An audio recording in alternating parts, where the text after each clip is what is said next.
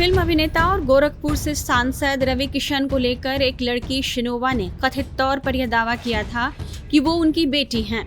25 वर्षीय शिनोवा ने कुछ समय पहले रवि किशन के डीएनए टेस्ट की मांग की थी।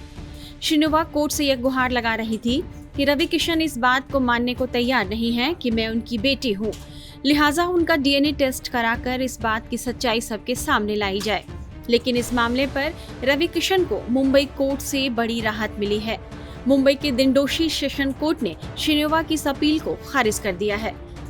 कुछ दिनों पहले शिनोवा की मां अपर्णा सोनी उर्फ अपर्णा ठाकुर ने लखनऊ में एक प्रेस कॉन्फ्रेंस करके यह सनसनी फैला दी थी कि रवि किशन उनकी बेटी के बायोलॉजिकल पिता हैं।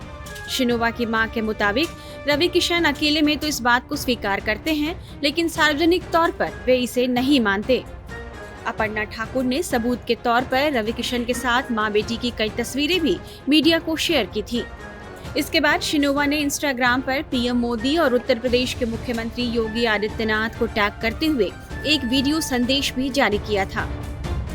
आदरणीय श्री योगी जी, नमस्कार। मेरा नाम शिनोवा है। मैं आपके सांसद रवि किशन की बेटी हूं और मैं आपसे विनती करना चाहती हूं कि आप मुझे और मेरी मां को थोड़ा समय दीजिए। मैं आपको अपना सच बताना चाहती हूँ सबूतों के साथ। उसके बाद जो आपको सही लगे आप न्याय दीजिए। शुक्रिया। शिनोवा एक अभिनेत्री होने के साथ ही एक मॉडल भी हैं। वे कई कमर्शियल्स में काम कर चुकी हैं। हालांकि 25 अप्रैल को कोर्ट में हुई सुनवाई के दौरान रवि किशन के वकील ने इस बात से साफ इनकार कर दिया कि शिनोवा रवि किशन की बेटी हैं। रवि किशन के वकील के मुताबिक उनका इस महिला से किसी तरह का कोई रिश्ता नहीं है। कोर्ट ने शिनोवा की अर्जी को सरासर खारिज कर दिया है। मीडिया रिपोर्ट्स के मुताबिक कोर्ट ने शिनोवा के डीएनए टेस्ट की अपील खारिज करते हुए कहा कि उनकी मां और रवि किशन का कोई पारिवारिक संबंध नहीं था, ऐसे में कोई केस ही नहीं बनता। इस फैसले के बाद रवि किशन ने अपनी प्रतिक्रिया दी है और वे बेहद आक्रामक बयान दे रहे हैं।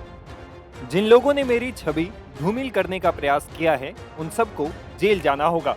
किसी को बख्शा नहीं जाएगा और मानहानि का हर्जाना भी भरना होगा।